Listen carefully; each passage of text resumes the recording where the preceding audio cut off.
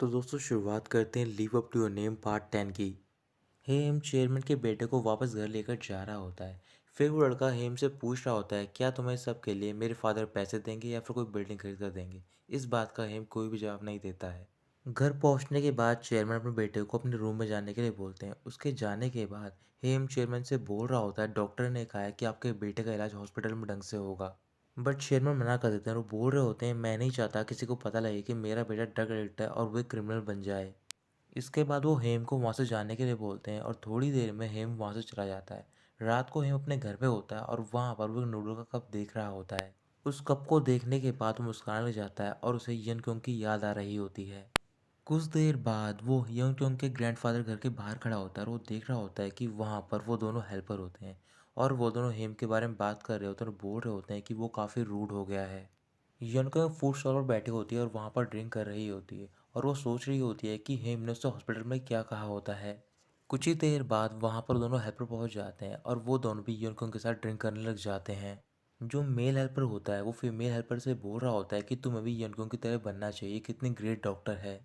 यनको उन दोनों से पूछ रही होती है, क्या मैं डॉक्टर बनना डिजर्व करती हूँ। फिर फीमेल हेल्पर बोल रही होती है कि तुम क्या बात कर रही हो, बल्कि डॉक्टर बनना बॉन्ग तक डिजर्व नहीं करता है।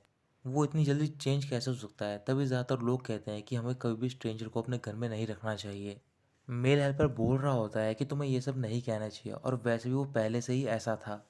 ये सुनते ही यनकुंग गुस्सा आता है और वो उनसे बोल रही होती है कि बोंग तक पहले ऐसा नहीं था, बल्कि वो अब ऐसा हो गया है। फिर वो दोनों कुछ भी नहीं बोलते हैं और वो तीनों मिलकर ड्रिंक करना स्टार्ट कर देते हैं।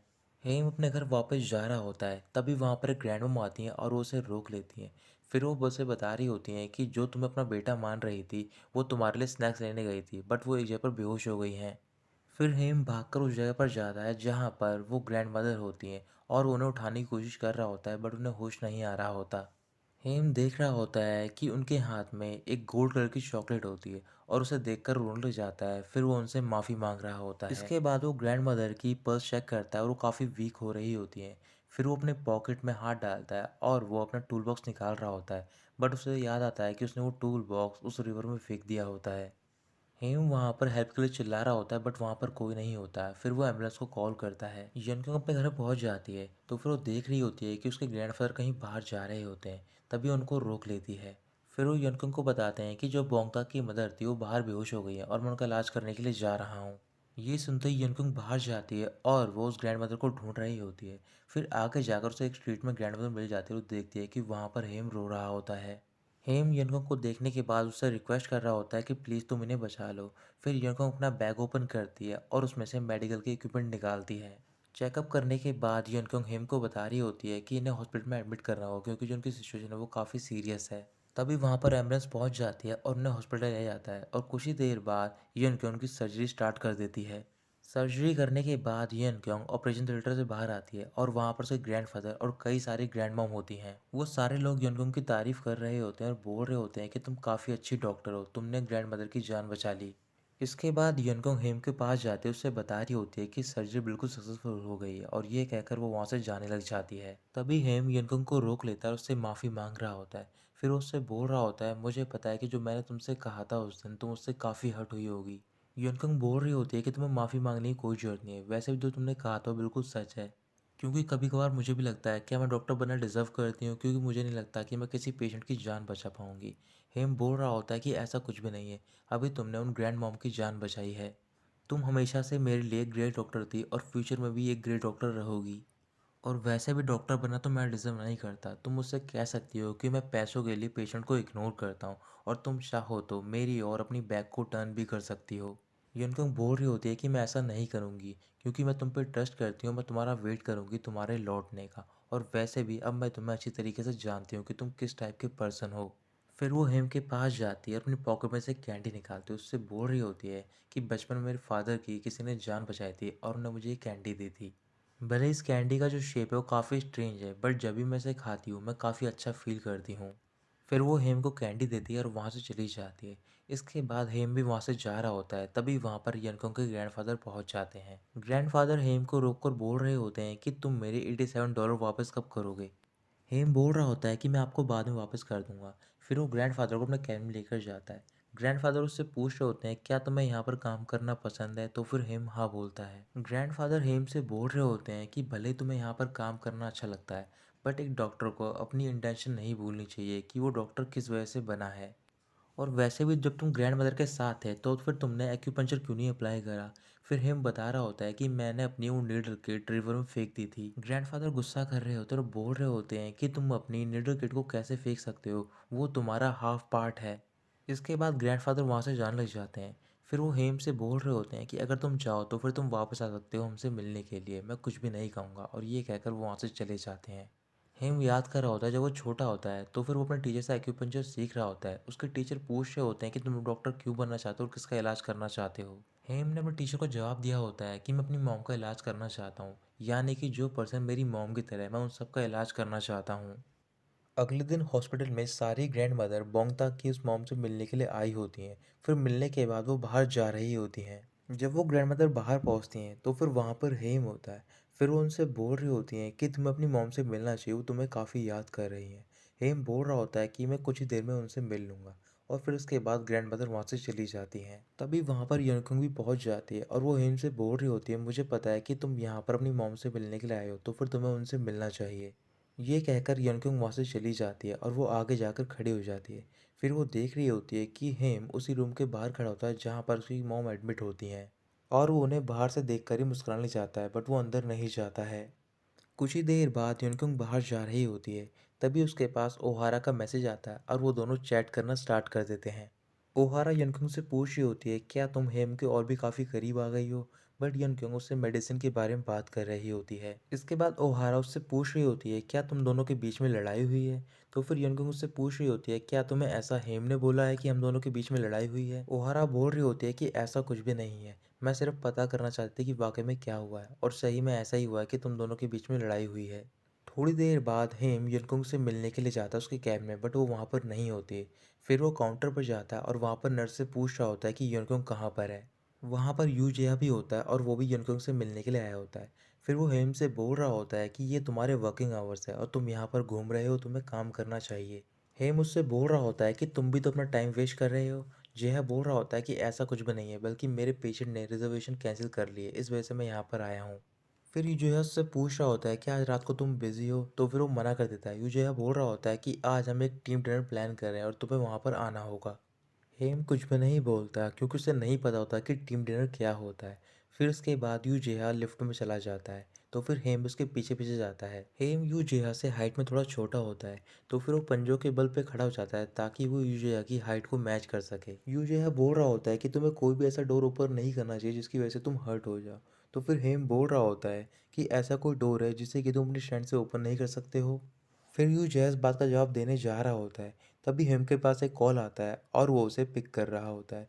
तो फिर से पता चलता है कि वो कॉल होता है डायरेक्टर का, यानी कि यू जया के ग्रैंडफादर का। फिर वो उनसे मिलने के लिए चला जाता है।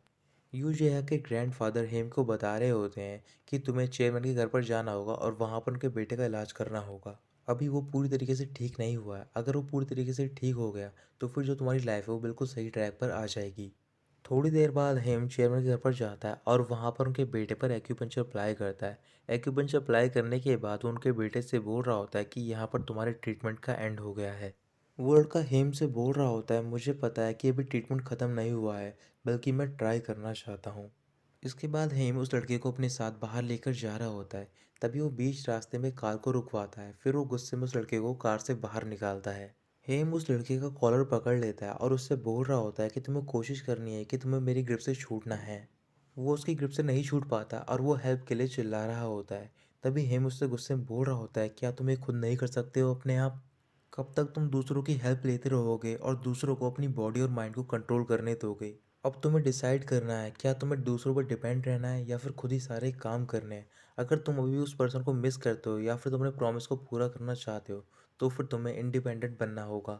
वो लड़का हेम की बात मान जाता है। फिर हेम उस लड़के को घर पर लेकर जाता है और वहाँ पर वो लड़का अपने फादर यानी कि चेयरमैन से बोल रहा होता है कि अब से वो ड्रग्स नहीं लेगा। हेम ये सुनकर काफ़ी ज़्यादा खुश हो जाता है और वो वहाँ से जा रहा होता है। तभी उसके पास ओहारा का कॉल आता है और वो उनसे मिलने के लिए जाता है। ओहारा से मिलने के लिए हेम एक कैफ़े में जाता है और वहाँ पर दोनों लंच कर रहे होते हैं। लंच करने के बाद दोनों बाहर जाते हैं और वहाँ पर घूम रहे होते हैं। काफ़ी देर घूमने के बाद वो एक जगह पर बैठ जाते हैं। हेम ओहारा की तरफ देख रहा होता है और उससे बोल रहा होता है, तुम्हें देखकर मुझे एक लड़की की याद आती है। ओहारा पूछ रही होती है कि वो लड़की कौन है। फिर हेम बता रहा होता है कि उस लड़की से मैं अपना प्रॉमिस को पूरा नहीं कर पाया। इसके बाद ओहारा पूछ रही होती है कि तुम्हारी यनकुंग से लड़ाई क्यों हुई है। हेम उससे पूछ रहा होता है कि यनकुंग ने ऐसा कहा है। फिर ओहारा मना कर देती है। फिर वो हेम को अपने साथ एक शॉप पर लेकर जाती है और वहाँ पर कई सारी रिंग्स देख रही होती है। फिर ओहारा को वहाँ पर एक ब्रेसलेट दिखाई देता है जिसमें कि हार्ट बना हुआ होता है। तो फिर हेम पूछ रहा होता है कि ये हार्ट क्या होता है। ओहारा उसे बता रही होती है कि जब तुम किसी को पसंद करते हो तो फिर तुम्हारी हार्ट बीट बढ़ जाती है, और हार्ट का मतलब भी होता है लव। ओहारा वो ब्रेसलेट देख रही होती है और उसमें कुछ हार्ट्स होते हैं। फिर वो उसे बता रही होती है कि इसमें से जो शाइनियर्स वन है वो मेरा हार्ट है। उस ब्रेसलेट को खरीदने के बाद वो दोनों बाहर जाते हैं। फिर वो ब्रेसलेट ओहारा हेम को दे रही होती है और बोल रही होती है कि तुम इसे यनगंग को दे देना और उससे माफ़ी मांग लेना। ये कहकर ओहारा वहाँ से चली जाती है। आगे जाकर ओहारा के हार्ट में पेन होना स्टार्ट हो जाता है और वो एक जगह पर बैठ जाती है। यनकुंग हॉस्पिटल में होती है और वहाँ पर उससे मिलने के लिए चेयरमैन आते हैं। फिर वो यनकुंग से बोल रहे होते हैं, मुझे नहीं पता कि उस बोंगताक के जो एक्यूपंक्चर कैसे असर हुए हैं मेरे बेटे पे, बट वो हॉस्पिटल में अपना इलाज कराना चाहता है। फिर यनकुंग के लड़के से मिलने के लिए जाती है और वो उनसे पूछ रही होती है कि तुम यहाँ पर क्या कर रहे हो। उनका लड़का बोल रहा होता है कि मुझे हेम बोंगतांग ने बोला है कि मुझे तुम्हारे पास आना चाहिए इलाज कराने के लिए। हेम रात को एक कैरिको रूम में होता है और वहाँ पर उनका टीम डिनर चल रहा होता है। थोड़ी देर बाद वहाँ पर एक आदमी पहुँच जाता है जिसे कि यूजे ने बुलाया होता है। फिर वो हेम से बोल रहा होता है, क्या तुमने इसे नहीं पहचाना? ये भी सेम स्कूल से ग्रेजुएट हुआ है जहाँ से कि तुम हुए हो। तभी वहाँ पर यूजिया के ग्रैंडफादर पहुँच जाते हैं और वो किसी तरीके से सिचुएशन को हैंडल कर लेते हैं। सिचुएशन हैंडल करने के बाद वो जेहा को अपने साथ लेकर जाते हैं। उससे पूछ रहे होते हैं, क्या तुम्हें पता है कि तुम ये सब क्या कर रहे हो? यूजिया हाँ बोलता है और वो कह रहा होता है कि आपने उस आदमी का जो बैकग्राउंड है उसे फैब्रिकेट किया है। मुझे पता है कि आप एक न्यू बिज़नेस स्टार्ट करना चाहते हो, बट आपको ये सब नहीं करना चाहिए। फिर ग्रैंडफादर बोल रहे होते हैं कि अगले महीने ही सब कुछ ख़त्म हो जाएगा, तब तक तुम कुछ भी मत बोलना। डिनर ख़त्म होने के बाद हेम यनकुंग से मिलने के जाता है हॉस्पिटल में और वो हॉस्पिटल के बाहर खड़ा होता है। तभी वो देखता है कि वहाँ पर यनकुंग भी होती है। फिर वहाँ पर एक एम्बुलेंस पहुँचती है और एम्बुलेंस में से एक पेशेंट बाहर निकलता है और वो होती है ओहारा।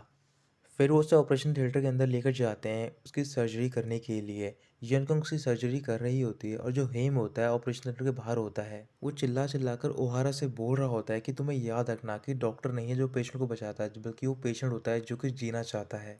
फिर वहाँ पर कुछ नर्स आती हैं और वो हेम को शांत कराती हैं। जब यनकुंग सर्जरी कर रही होती है तभी ओहारा को कार्डियक अरेस्ट आता है। अचानक से ओहारा का जो हार्ट होता है वो पंप करना बंद कर देता है। यनकुंग कोशिश कर रही होती है कि वो कुछ कर पाए, बट वो ऐसा कुछ भी नहीं कर पाती है और ओहारा की डेथ हो जाती है।